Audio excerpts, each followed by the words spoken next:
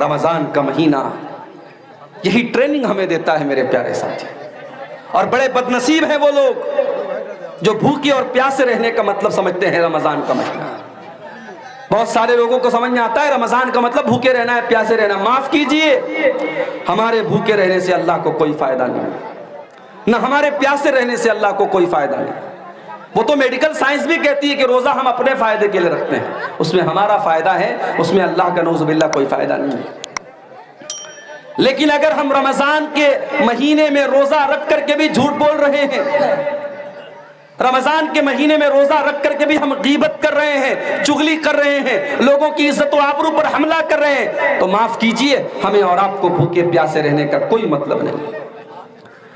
اللہ کے پیارے نبی فرماتے ہیں من لم یدع قول الزور والعمل به, جو روزہ رکھ کر کے, جو 15 گھنٹے بھوکے اور پیاسے رہ کر کے بھی جھوٹ بولتا ہو, غلط کام کرتا ہو, غلط باتیں منہ سے نکالتا ہو, فلیس للہ حاجۃ ان یدع طعامہ وشرابہ, اللہ کو کوئی ضرورت نہیں ہے وہ اپنا کھانا چھوڑ دے, اپنا پانی چھوڑ دے, اس کے بھوکے پیاسے رہنے سے اللہ کو کوئی فائدہ نہیں ہے.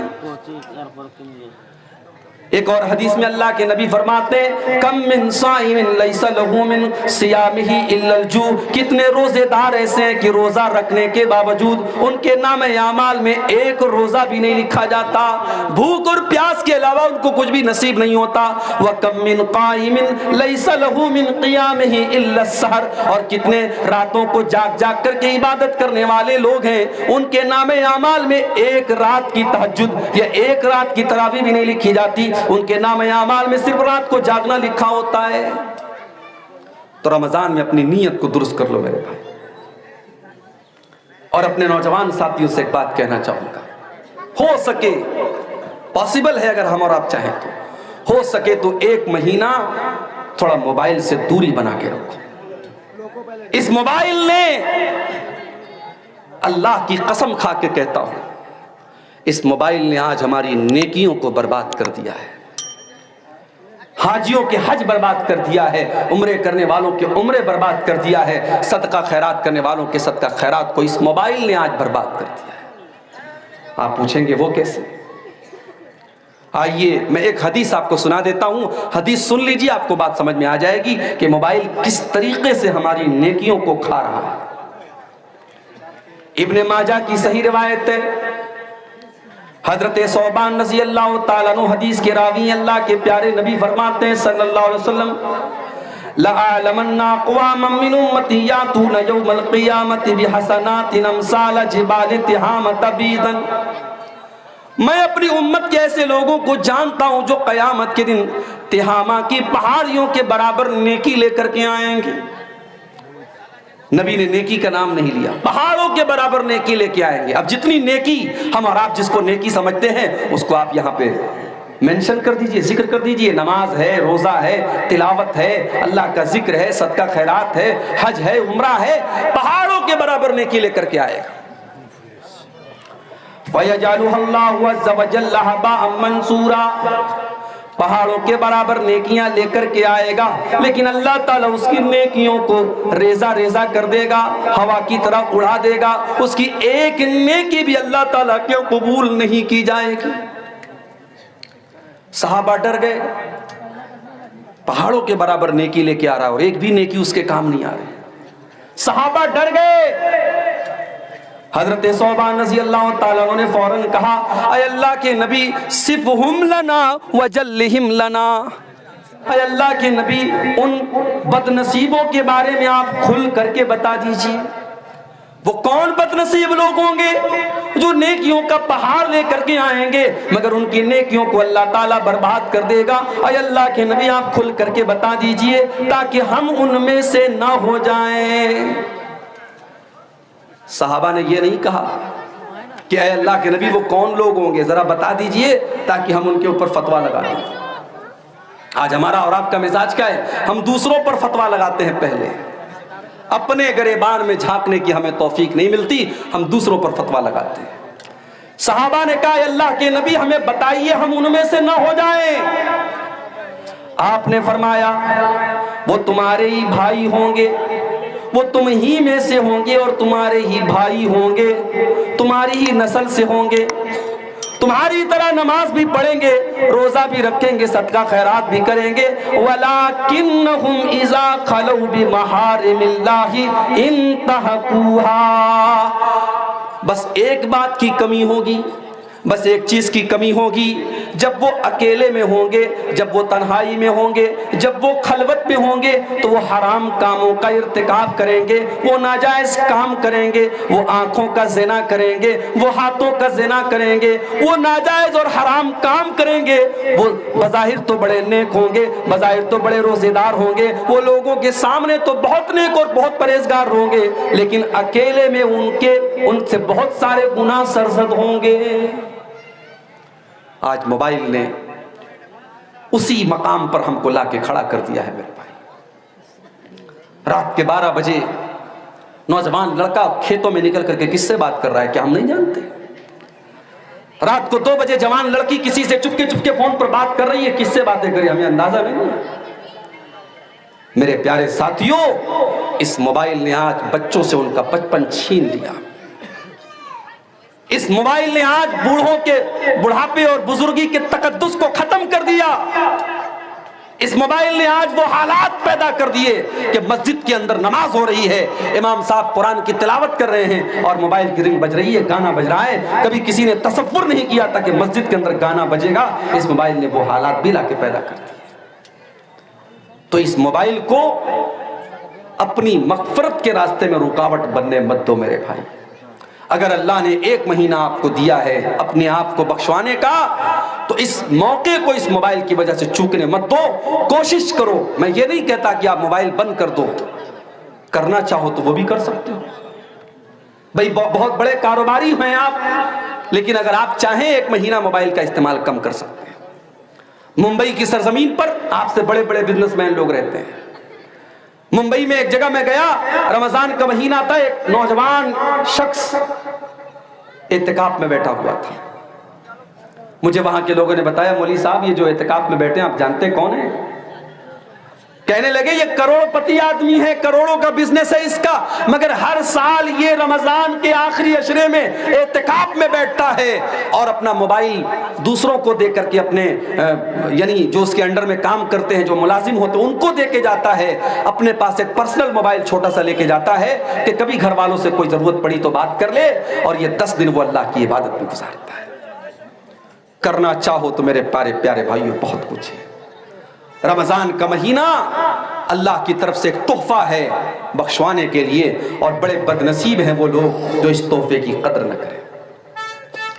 اللہ کے نبی منبر کے اوپر چڑھ رہے ہیں، پہلی سیڑھی پر آپ نے قدم رکھا، فرمایا آمین، دوسری سیڑھی پر قدم رکھا، فرمایا آمین، تیسری سیڑھی پر قدم رکھا، فرمایا آمین۔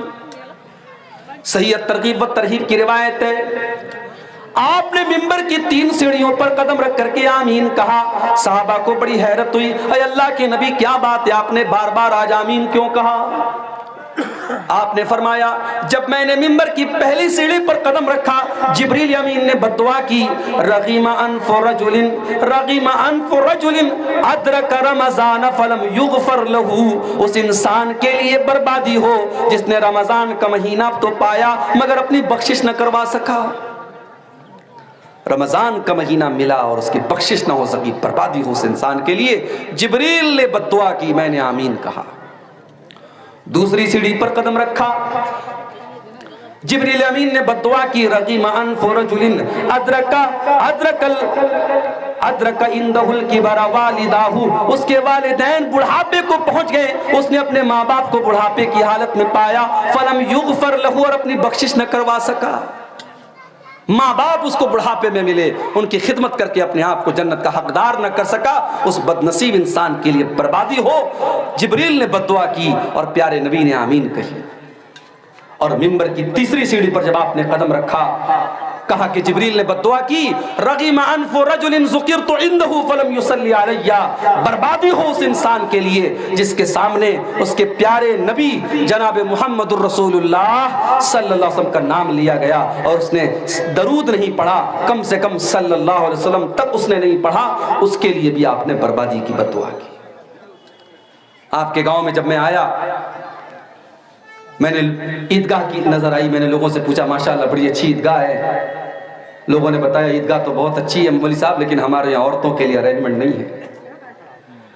مولوی صاحب مسجد بڑی شاندار ہے, 3 منزل کی مسجد ہے ہمارے یہاں, مگر جمعہ کی نماز میں عورتوں کے لیے ہمارے پاس کوئی انتظام نہیں ہے.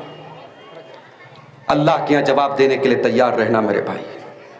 اللہ پوچھے گا کہ میرے بندو تمہارے گھر کی عورتوں کو بگاڑنے کے لیے جس دور میں ٹی وی کے سیریل موجود تھے, یوٹیوب کے ویڈیو موجود تھے, انسٹاگرام موجود تھا, واٹس ایپ موجود تھا, فیس بک موجود تھا, تم نے اپنے گھر کی عورتوں کی اصلاح کرنے کے لیے کیا راستہ اپنایا؟ آپ کہیں گے اللہ تعالیٰ ہم نے سال میں ایک بار جلسہ کرا دیا.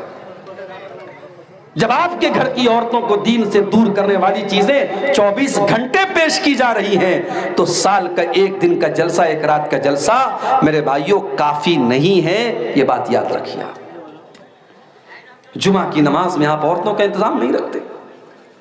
میں اپنے یو پی میں بنارس میں جا کے کہوں تو لوگ حیرت کریں گے کہ کیا اہل حدیثوں کے ہاں بھی ایسا ہو رہا ہے, لیکن آپ کے بہار اور بنگال میں ہو رہا ہے. یعنی مزاج ہی نہیں ہے صاحب. مسجدیں ہیں, شاندار مسجدیں ہیں, گاؤں والے کروڑوں کے مالک ہیں, چاہے تو اس میں عورتوں کا انتظام کر سکتے ہیں, ان کی انٹری الگ ہو سکتی ہے, ان کا راستہ الگ ہو سکتا ہے, چاہے تو سب کچھ ہو سکتا ہے, مگر ہم چاہتے ہی نہیں. بنگال کے کتنے علاقوں میں گیا, اہل حدیثوں کی مسجدوں میں 2 اذان ہو رہی ہے صاحب جمعہ کے دن. میں نے پوچھا ایسا کیوں ہو رہا ہے؟ بولے مولوی صاحب ایک زمانے سے ہوتا چلا آیا ہے. میں نے کہا تب ہمیں اپنے آپ کو اہل حدیث نہیں کہنا چاہیے, ہمیں اپنے آپ کو اپنے باپ دادا کا مقلد کہنا چاہیے. مقلد, ارے ہم نے اہل حدیثیت اسی لیے قبول کی ہے, ہم کسی کی تقلید نہیں کرتے. جب ہم نے امام ابو حنیفہ, امام مالک, امام شافعی اور امام احمد ابن حنبل جیسے بڑے بڑے اماموں کی تقلید نہیں کی تو اپنے باپ دادا کی تقلید کریں گے ہم؟ آج بنگال کے کتنی مسجدوں میں فرض نماز کے بعد مولوی صاحب ہاتھ اٹھا کے دعا کر رہے ہیں, اجتماعی دعا ہو رہی ہے, امام صاحب دعا کر رہے ہیں, ساری پبلک آمین کہہ رہی ہے. کیوں ہو رہا ہے میرے بھائی؟ یہ تقلیدی ذہن کیوں ہے آپ کے ہاں؟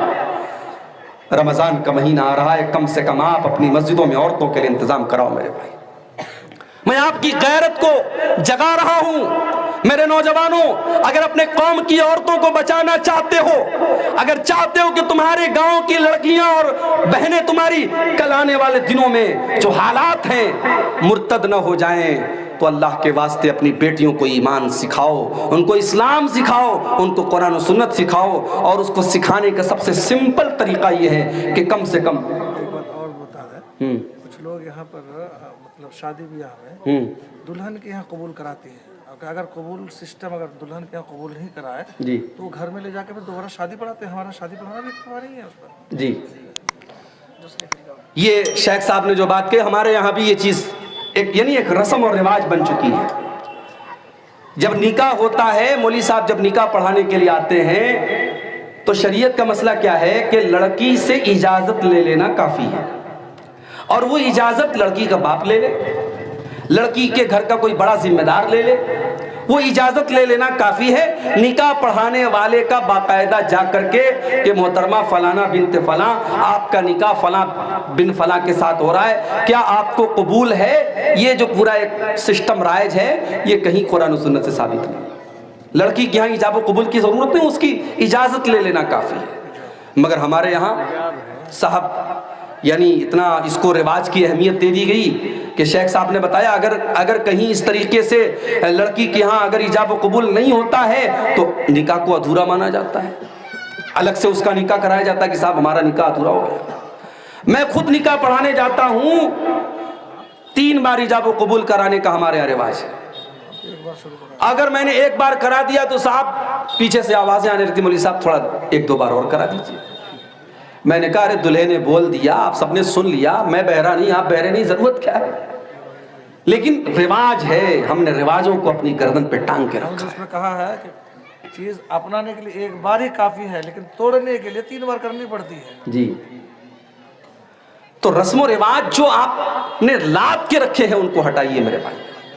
آج یو پی کے غازی پور کے علاقے میں گاؤں ہے, 12 گاؤں, کبھی آپ کو موقع ملے تو ضرور جائیے گا. پورا گاؤں اہل حدیث کا گاؤں ہے, پورا گاؤں پڑھے لکھوں کا گاؤں ہے، پولیس میں اور آرمی کی سروس میں وہاں 70% لوگ آپ کو مل جائیں گے، پڑھے لکھے لوگوں کا گاؤں ہے، مگر اہل حدیث کا گھر ہے، مسلمان کا گھر ہے، شادی ہو رہی ہے صاحب، سہاگ کی جو چیزیں جاتی ہیں، شادی کے موقع پر جو چیزیں جاتی ہیں، اس میں سندور بھی جاتا ہے عورت کے مانگ میں بھرنے کے، اس میں غیر مسلموں کی بہت ساری رسم و رواج کی چیزیں بھی جاتی ہیں۔ دلہن جب گھر میں آتی ہے پہلی بار تو کوئی چھوٹا سا بچہ اس کی گود میں دیا جاتا ہے کہ صاحب یہ بچے کو گود لے گی تو اس کی بھی گود بھرائی ہوگی، اس کو بھی اللہ تعالیٰ آگے چل کے بیٹا دے گا۔ منگل سوتر بھی بھیجتے ہیں، منگل سوتر بھیجا جاتا ہے، اس کو بھی سہاگ کی ایک نشانی مانا جاتا ہے۔ اسلام کے اندر سہاگ کی کوئی نشانی نہیں، معاف کیجیے، شادی شدہ عورت کے لیے اس کے بدن میں کوئی نشانی نہیں ہے کہ اسلام نے کہا کہ ہاں یہ شادی شدہ ہونے کی عورت کی علامت ہے۔ ہاں بس ایک پہچان ہے کہ جو شادی شدہ عورت رہے گی وہ اپنے شوہر کے لیے سجے گی سورے گی، اس کو اس کے سجنے سورنے کا حکم دیا گیا۔ باقی یہ منگل سوتر اور یہ سندور یہ تمام کی تمام مشرکانہ چیزیں ہیں، غیر مسلموں کی رسمیں ہیں، اسلام کا اس سے کوئی تعلق نہیں۔ باقاعدہ ایک دن ہلدی ہو رہی ہے، ہلدی والے دن سارے دلہن کے گھر کی لڑکیاں ہلدی کلر کا کپڑا پہنتی ہیں۔ ایک دن مہندی کی رسم ہو رہی ہے، سارے گھر کی عورتیں مہندی کلر کا کپڑا پہنتی ہیں۔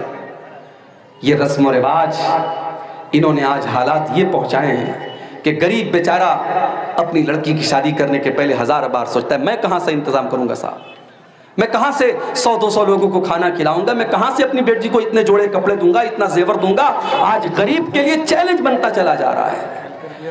میرے پیارے ساتھیو، اللہ کے نبی دنیا میں رسم و رواج کو توڑنے کے لیے آئے تھے۔ قرآن کہتا ہے وَيَضَعُ عَنْهُمْ إِصْرَهُمْ وَالْأَغْلَالَ الَّتِي كَانَتْ عَلَيْهِمْ، میرا نبی تم کو رسم و رواج کی بیڑیوں سے آزاد کرنے کے لیے آیا ہے، میرے نبی تم کو رسم و رواج سے آزاد کرنے کے لیے آئے ہیں۔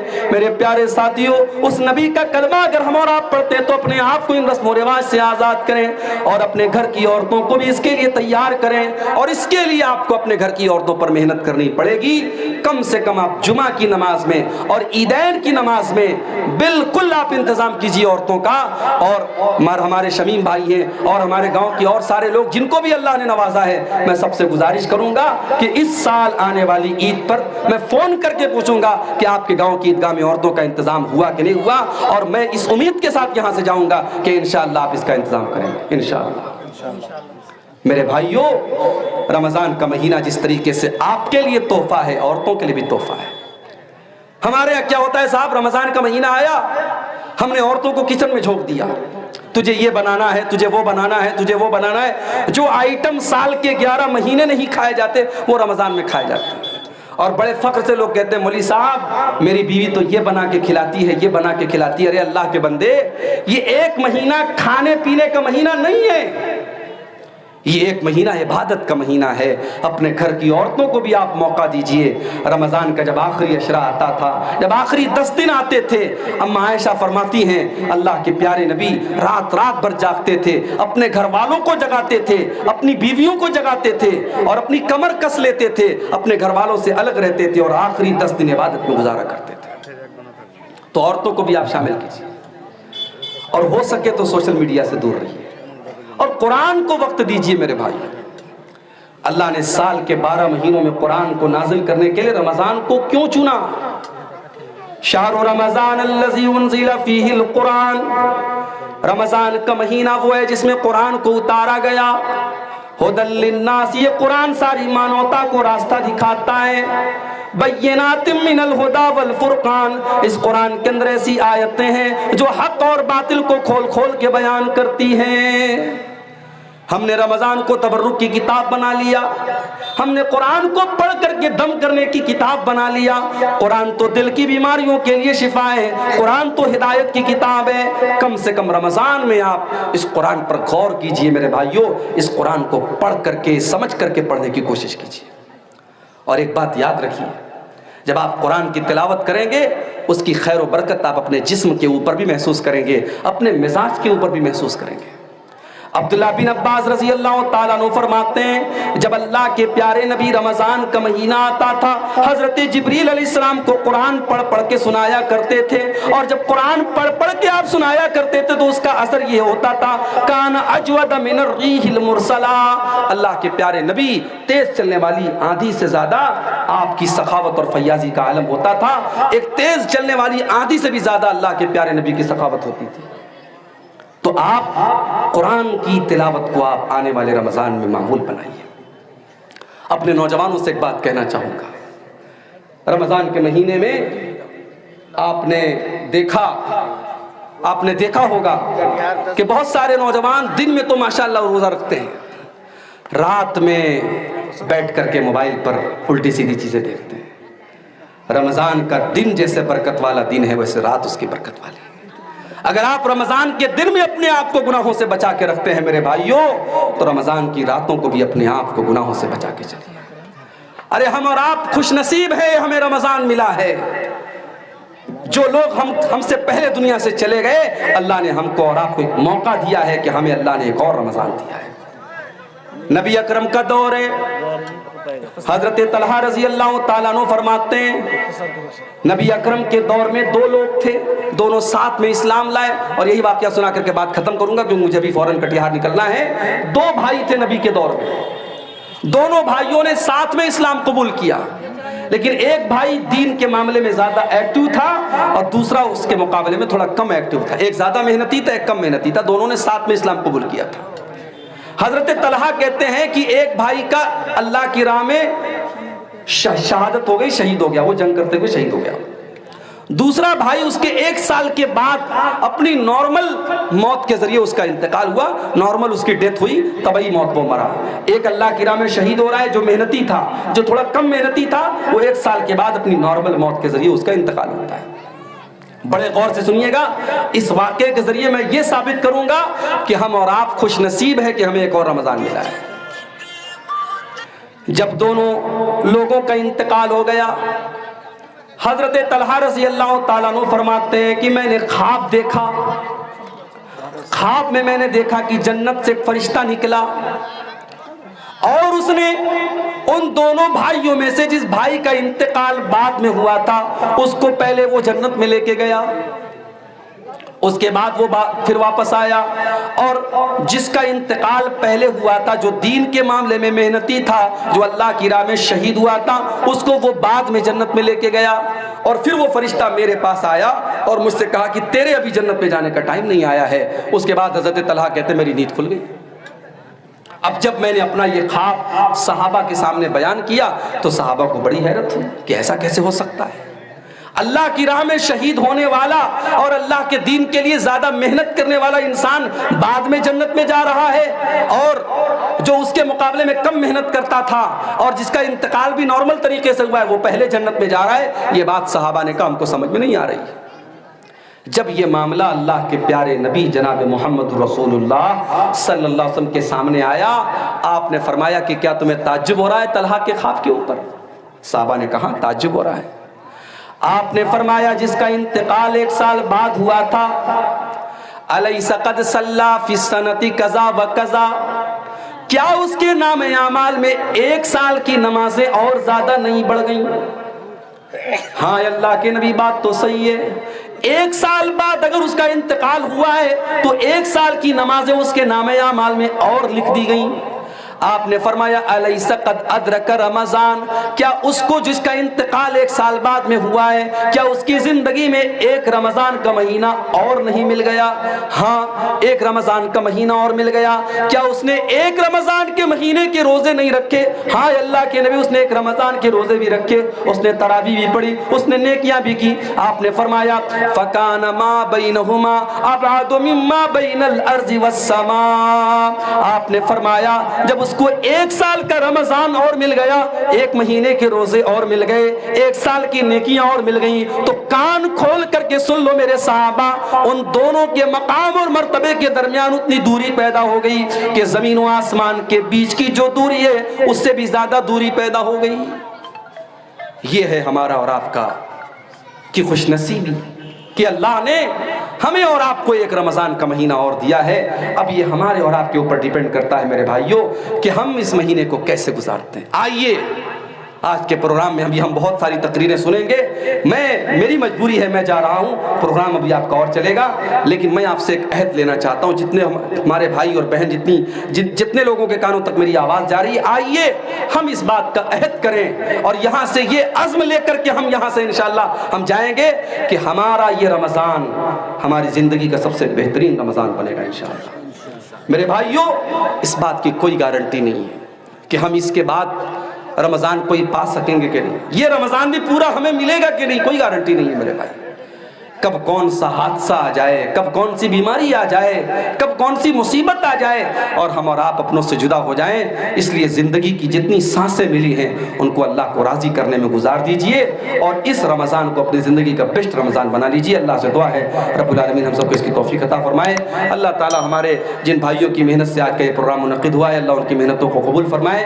اس گاؤں کی 3 منزلہ مسجد میں اللہ تعالی ہمیں توفیق دے، ہم عورتوں کے لیے بھی انتظام کریں. اللہ تعالی ہمیں توفیق دے، ہم عیدگاہ میں عورتوں کے لیے انتظام کریں، عورتوں تک بھی ہم دین کی باتوں کو جتنا پہنچانا چاہیے پہنچائیں. اللہ ہم سب کو اس کی توفیق عطا فرمائے. آمین. وآخر دعوانا الحمدللہ رب العالمین.